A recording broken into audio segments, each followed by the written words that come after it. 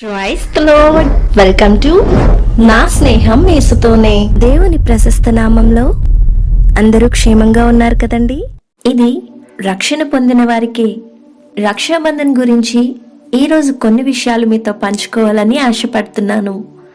అసలు రాఖీ ఆరంభం ఏమిటి, కొనసాగింపు ఏంటి, ఎక్కడ మొదలైంది, ఎక్కడ ముగిసింది గమనించారా? ఎప్పుడైనా ఆలోచించారా? తెలుసుకోవడానికి ప్రయత్నించారా? అయితే రండి, వినండి. ఎక్కడ ఆరంభమైంది, ఎక్కడ ముగిసింది, అసలు క్రైస్తవులంగా మనం రాఖీ పండుగను జరుపుకోవచ్చా లేదా అనేది ఈ రోజు మనం తెలుసుకుందాం. రాఖీ, రక్షాబంధన్ లేదా రాఖీ పౌర్ణమి అని పిలిచే ఈ పండుగను కొన్ని ప్రాంతాలలో శ్రావణ పౌర్ణమి లేదా జంధ్యాల పౌర్ణమి అని కూడా పిలుస్తారు. అన్నా చెల్లెళ్ళు లేదా అక్క తమ్ముళ్ళ మధ్యన ప్రేమానురాగాలకు సూచకంగా ఈ పండుగను జరుపుకుంటారు. కొంతకాలం క్రితం వరకు ఉత్తర పశ్చిమ భారతదేశాలలో ఈ పండుగను చాలా వైభవంగా జరుపుకునేవారు. ఇప్పుడు దేశమంతా జరుపుకుంటున్నారు. అన్నకు గాని తమ్మునికి గాని ప్రేమ సూచకంగా సోదరి కట్టే రాఖీ అని పిలిచే ఒక పట్టీని కట్టడం ఈ పండుగ ప్రధాన విశేషం. రాఖీ అనగా రక్షణ బంధం. ఇది అన్నా చెల్లెళ్ళు అక్క తమ్ముళ్ళు జరుపుకునే పండుగ. ఈ పండుగను ఎక్కువగా ఇండియా, నేపాల్ దేశాల్లో జరుపుకుంటారు. ప్రపంచవ్యాప్తంగా ఉన్న బౌద్ధ మతస్థులు, సిక్కులు, జైన మతస్థులు కూడా ఈ పండుగను జరుపుకుంటారు. భారతదేశంలో ఈ పండుగను అన్ని మతాల వారు జరుపుకుంటారు.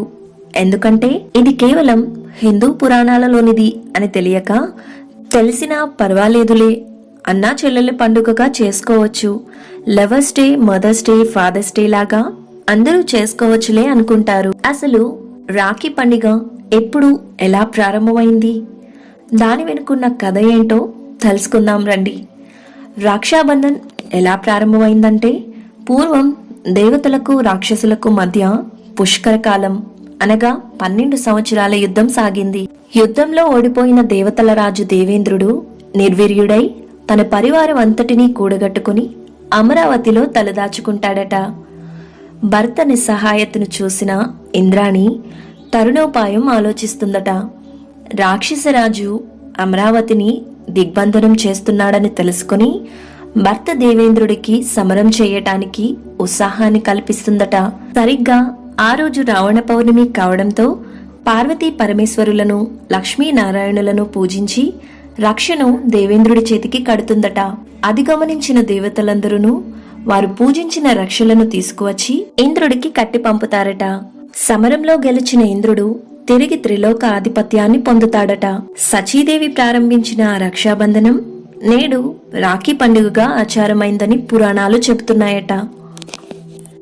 ఇది ఆరంభ కథ. తరువాత మరో 2-3 కథల్లో అన్నకి చెల్లి కట్టినట్లు కూడా కథలు వచ్చేశాయి. ఇప్పుడు కేవలం ఇది అన్నా చెల్లెళ్ళు పండుగలుగా మార్చేసుకున్నారు. నువ్వు రాఖీ పండుగను చేసుకోవటం సరైన విధానమేనా?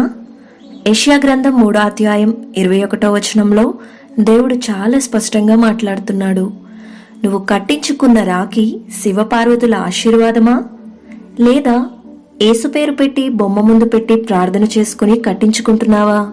సంవత్సరానికి ఒక్కసారి వచ్చే రాఖీ పండుగకు నీ చెల్లిని, అక్కను జ్ఞాపకం చేసుకోవటం, నీ అన్నను, తమ్ముడును జ్ఞాపకం చేసుకోవటం బుద్ధిహీనతే కదండి.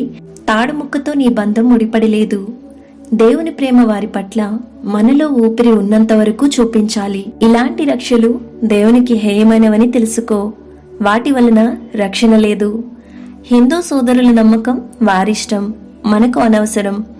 క్రైస్తవునిగా నీకు ఇలాంటి ఆచార వ్యవహారాలలో పాలివాడువు కాకూడదని నీకు తెలియదా?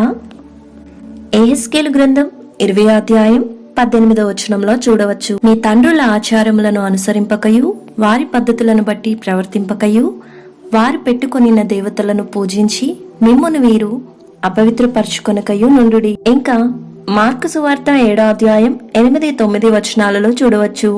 మీరు దేవుని ఆజ్ఞను విడిచిపెట్టి మనుషుల పారంపర్యాచారమును గైకొనుచున్నారు. మీరు మీ పారంపర్యాచారమును గైకొనుటకు దేవుని ఆజ్ఞను బొత్తిగా నిరాకరించుదురు. ఓ సోదరి, ఎక్కడ మొదలైంది, ఎక్కడ ముగిసింది గమనించావా? సచీదేవి భర్తకు కట్టిన రక్షాబంధన్ను నువ్వు నీ అన్నకు తమ్ముడికి కడుతున్నావు. పరాయి స్త్రీని సోదరిగా భావించాలి, నటించకూడదు. నీ వేషధారణ జీవము గల దేవుడు చూస్తున్నాడు అని మరిచిపోవద్దు. సత్యాన్ని నమ్ముతున్నాను అనుకుంటూనే అసత్యంతో పాలివాడివి కావద్దు. దేవుడు తనతో పాటు నిన్ను నడిపించునుగాక. గ్రహించారు కదండి? ఇప్పటి నుంచైనా మన తండ్రుల ఆచారములను అనుసరింపక దేవుని ఆజ్ఞలను అనుసరించుదాం. అట్టి సహాయమును కృపను దేవుడు మీకు అనుగ్రహించునుగాక. ఆమెన్. God bless you.